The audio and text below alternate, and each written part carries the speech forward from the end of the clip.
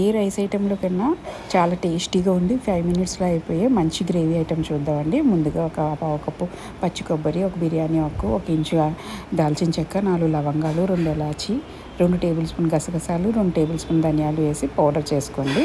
అందులోనే 6 వెల్లుల్లి రొబ్బలు, 1 ఇంచు అల్లం ముక్క, 2 మీడియం సైజు టమాటాలు, కొంచెం కొత్తిమీర, ఇంకా ఉప్పు, కారం, పసుపు వేసుకొని దీన్ని ఫైన్ పేస్ట్ కింద చేసుకోండి. తగినంత వాటర్ పోసుకొని పక్కన పెట్టుకోండి.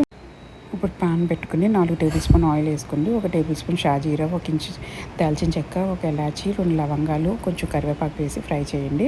ఫ్రై అయ్యాక ముందుగా పేస్ట్ చేసుకున్న దాన్ని వేసి లో ఫ్లేమ్లో ఆయిల్ పైకి తేలే వరకు వేయించండి.